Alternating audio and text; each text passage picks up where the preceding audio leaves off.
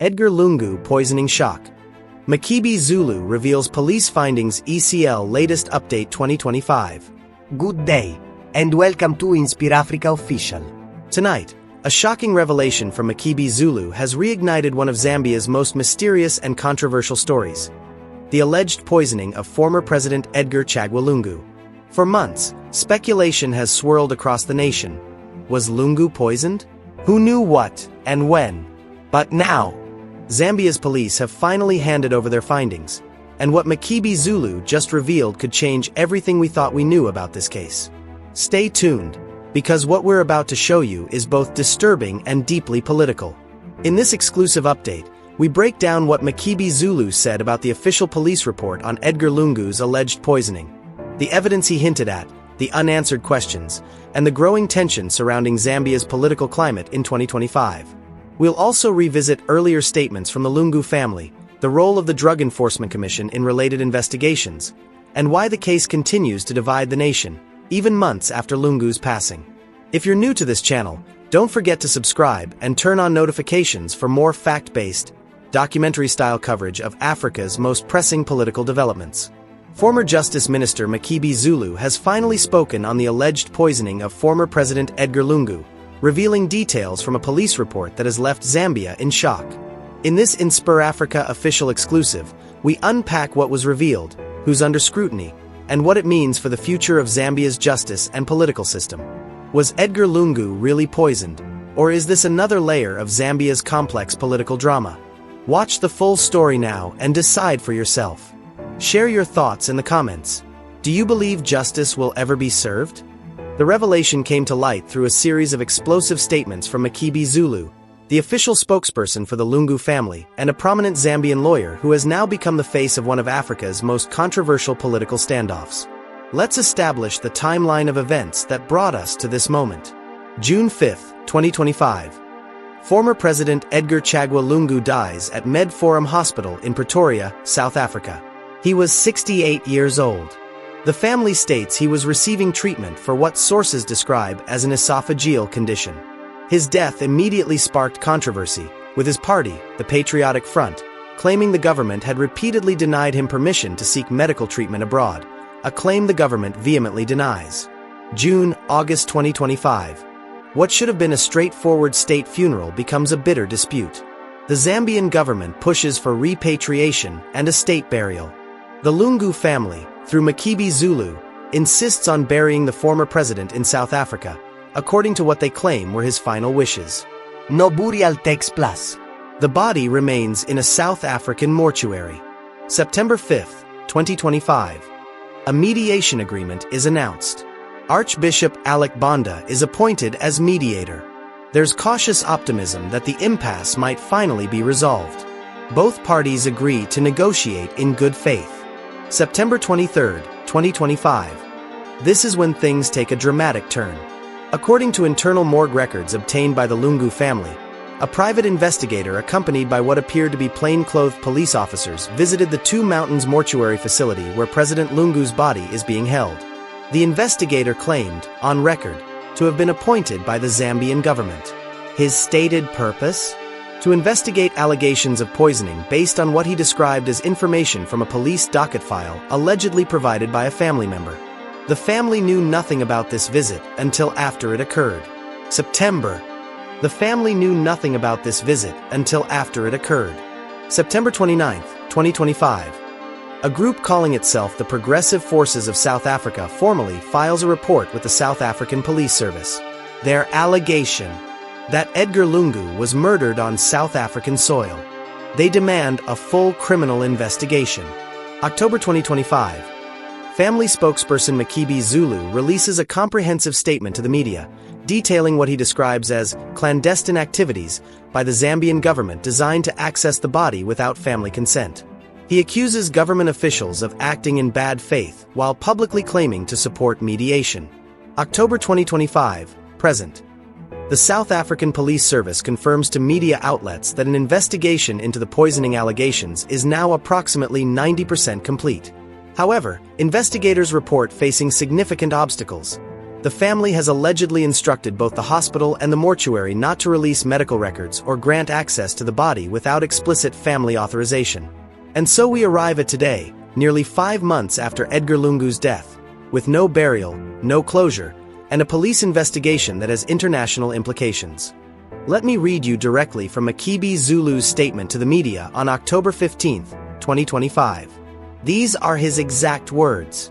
Despite an agreement for mediation announced on September 5, 2025, the government secretly engaged in clandestine operations while pretending to act in good faith.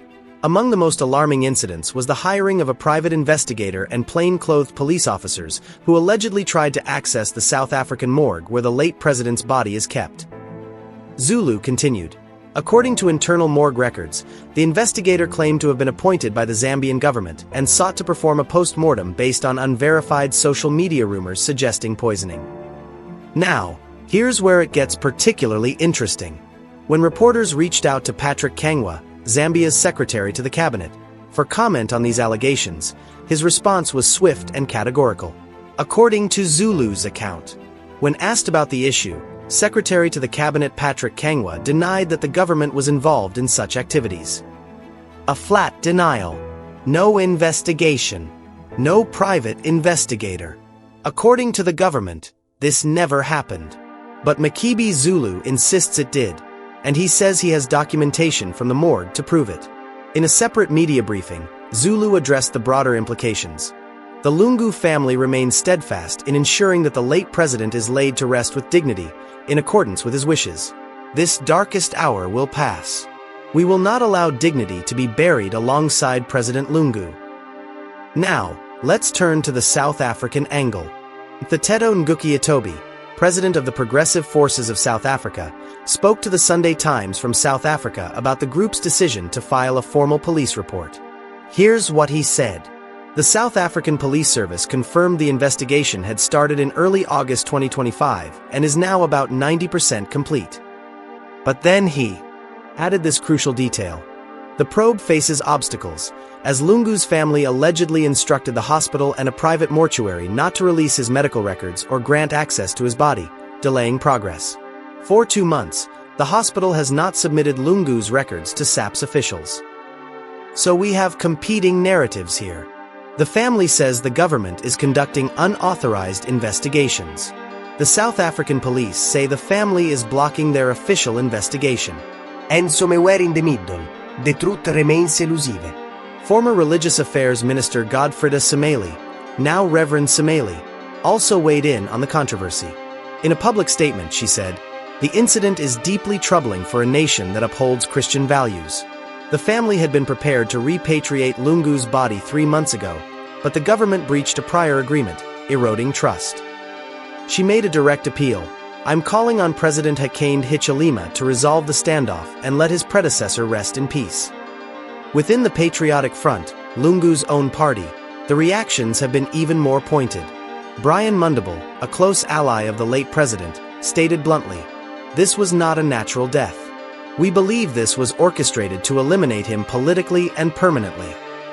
Those are strong words. Accusations of political assassination from a former cabinet minister. And they're not being made in whispers. They're being declared openly to the press, to the public, to anyone who will listen. Tasila Lungu Mwansa, the late president's daughter, confirmed in a public statement that her father had been unwell for weeks and had traveled to South Africa under medical supervision. But then she added what can only be described as a carefully worded suggestion. She alluded to the family's belief that his condition may have been the result of external interference. External interference. Not an accident. Not natural causes. External interference. So what are we really dealing with here?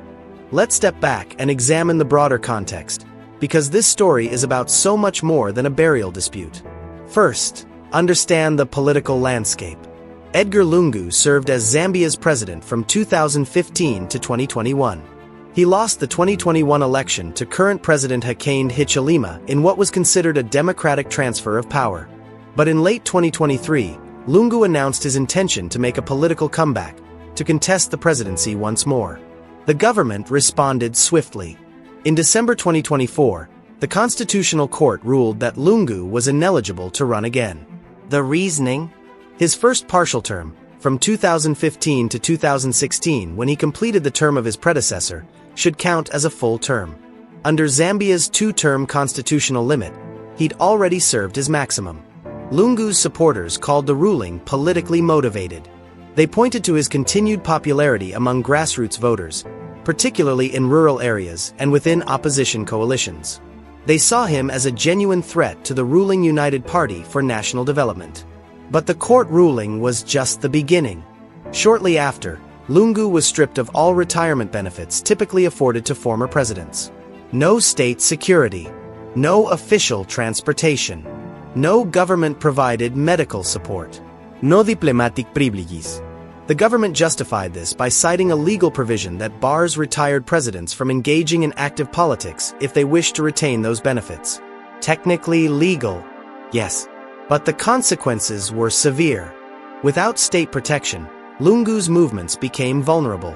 Without medical support, his access to specialist treatment, particularly urgent care abroad, became severely restricted. Sources within the Patriotic Front claim that repeated requests for travel permits to receive medical care in South Africa were delayed, sometimes denied outright. Here's what a PF source told reporters, speaking on condition of anonymity. He was denied not only political freedom but medical care too. So when Edgar Lungu died in that South African hospital on June 5th, it wasn't just a former president passing away. It was a man who had been systematically isolated, stripped of protections, denied, according to his allies, medical assistance, and prevented from participating in the political process. Now, does that prove poisoning? No. Does it prove murder? Absolutely not. But it explains why the allegations have taken root so strongly among his supporters. They see a pattern of persecution that culminated in death. The legal and ethical questions here are profound. If a government believes a former president is violating the terms of his retirement benefits, is it justified in removing those benefits entirely? Does a former head of state have a fundamental right to health care, regardless of his political activities? Should travel for medical treatment ever be restricted or delayed? And what about the investigation itself? If the Zambian government truly did hire a private investigator to examine poisoning allegations, why would they do so secretly? Why not conduct an official, transparent investigation that could put the rumors to rest once and for all? On the other hand, if the family truly believes their father was murdered, why are they blocking the South African police investigation? Why not allow full access to medical records, to the body, to all the evidence that could either prove or disprove the poisoning allegations? Political analysts in Lusaka and Johannesburg are divided. Some see this as a genuine tragedy being exploited for political gain by both sides. Others believe there are legitimate questions that demand answers. A few whisper about possibilities too dangerous to print without evidence. What's undeniable is the toll this has taken on Zambia's political culture. The country that was once praised for its peaceful democratic transitions is now consumed by conspiracy theories, accusations, and bitter divisions. Trust in institutions, the courts, the government, even medical facilities, has eroded. And at the center of it all lies an unburied president. His body a symbol of everything that's broken in Zambian politics right now. One more layer adds complexity to this story.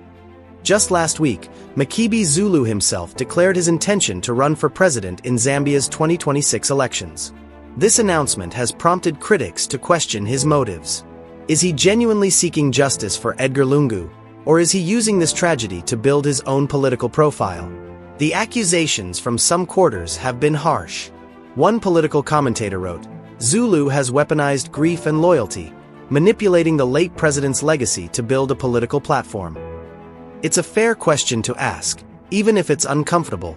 Does Makebi Zulu's presidential ambition undermine his credibility as family spokesperson? Or is this simply how politics works? Tragedy and opportunity inevitably intertwining? So there you have it, viewers. The Edgar Lungu poisoning investigation, or allegations, depending on who you believe, continues to unfold. The South African police investigation is reportedly 90% complete, but we still don't have answers. We still don't have a burial. We still don't have closure. What we do have are competing narratives, blocked investigations, midnight visits to morgues, and a former president lying in a South African mortuary while two nations argue over his legacy. Thank you so much for watching this edition of InspirAfrica Official. This is a developing story, and we'll be monitoring it closely in the days and weeks ahead. As new information emerges from the police investigation, as court proceedings develop, as statements are released, we'll be here to break it down for you. I want to hear from you in the comments below. What do you think really happened? Do you believe the poisoning allegations have merit, or is this political theater? Should the family allow full access to medical records for the investigation? And what does this entire episode say about the state of politics in Southern Africa today? Drop your thoughts below. Let's have a respectful, thoughtful conversation about this. Because ultimately, regardless of what the truth turns out to be, this is about more than politics. It's about a human being, a family grieving, and a nation trying to find its way forward. I'm Nakash, and I'll be back tomorrow with more news, more analysis, and more stories that matter. Until then, take care of yourselves and each other. God bless.